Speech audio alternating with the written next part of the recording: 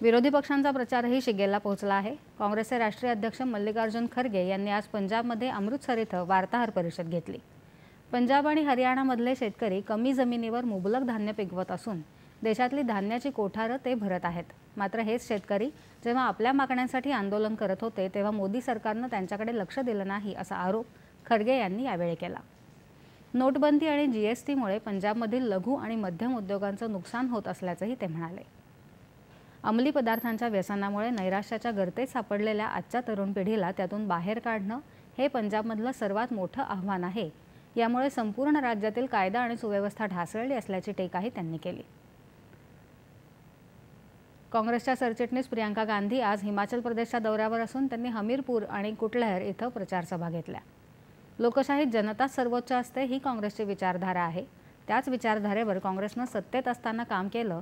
मात्र आज भाजपा सरकार धर्माच्या नावाखाली फक्त राजकारण करत असून कोणतंही धार्मिक काम करत नसल्याची टीका प्रियंका गांधी यांनी हमीरपूर इथं बोलताना केली।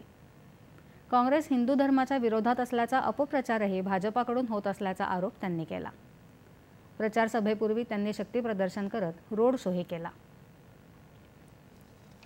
काँग्रेस नेते राहुल गांधी आणि समाजवादी पक्षाचे अध्यक्ष अखिलेश यादव यांनी आज उत्तर प्रदेशमध्ये रुद्रपूर इथं संयुक्त महासभेला संबोधित केलं।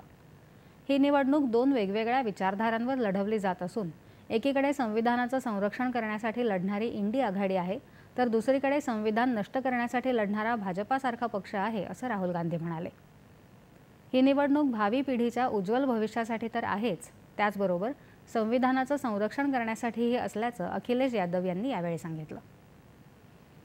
बिहारमध्ये भाजपा सत्तेत आल्यापासून कायदा आणि सुव्यवस्था बिघडली असल्याचा आरोप राजद नेते तेजस्वी यादव यांनी पाटणा इथं केला। राहुल आणि अखिलेश यांनी वाराणसी इथंही संयुक्त प्रचार सभा घेतली। डबल इंजिन सरकारनं उत्तर प्रदेशच्या जनतेची निराशा केली असल्याचा आरोप अखिलेश यादव यांनी केला। इंडी आघाडीचं सरकार सत्तेत आल्यावर शेतकऱ्यांना मदत करण्याबरोबरच युवतींसाठी सुरक्षित वातावरण निर्मिती करेल, तसंच युवकांना रोजगाराच्या संधी उपलब्ध करून देईल अशी हमी अखिलेश यांनी यावेळी दिली।